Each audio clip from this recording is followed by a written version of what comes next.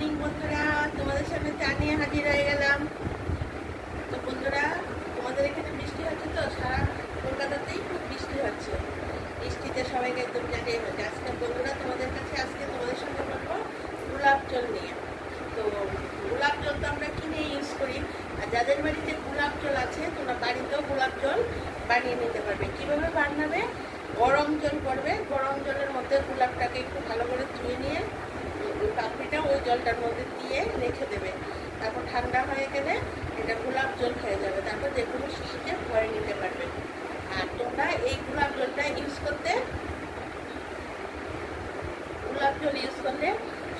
মুখের স্কিন খুব ভালো থাকে। ছেলে বলো মেয়ে বলো, মুখের স্কিন খুব ভালো থাকে।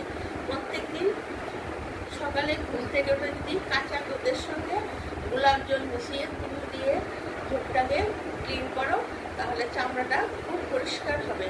মানে কিছুদিন করার পরেই দেখবে নিজের চামড়াটাকে নিজেই ধুতে পারছো না। গোলাপ জলের এত উপকারিতা।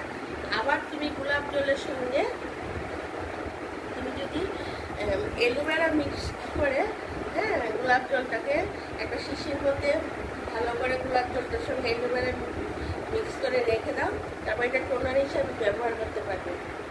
এটাও খুব উপকার। আবার গোলাপ জলের সঙ্গে তুমি বেসন মিক্স করে সঙ্গে একটু হলুদ দিয়ে সেই গোলাপ জলটা তুমি দিতে পারো। শরীরের মানে চামড়ার মুখের চামড়ার জন্য খুব ভালো, রেগুলার ইউজ করতে পারো।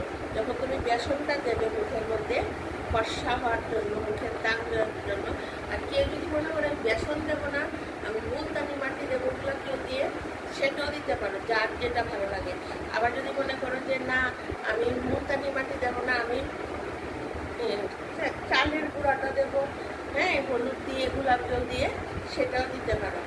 আর আরেকটা জিনিস খুব ফর্সা হয়, যদি সপ্তাহে 5 দিন দিতে পারো, সেটা হলো গোলাপ জলের সঙ্গে একটু কফি দেবে, কফি পাউডার দিয়ে তারপরে গোলাপ জলটা দিয়ে তারপরে দিয়ে নেবে কলা আছে না, কলার যে খোসাটা আছে, খোসাটা মানে ভেতরের দিকেটা, বাইরের দিকেটা না, ভালো করে খোসাটা ভালো ইয়ে করে এই খোসাটা দিয়ে এই গোলাপ জলটাকে কফির সঙ্গে মিক্সড করে তারপর খোসাটার মধ্যে এরকম লাগিয়ে তারপর খোসাটা দিয়ে এরকম করে গোলাপ জলটা লাগিয়ে তারপরে মুখের মধ্যে প্রায় অনেকটা টাইম রেখে দেবে।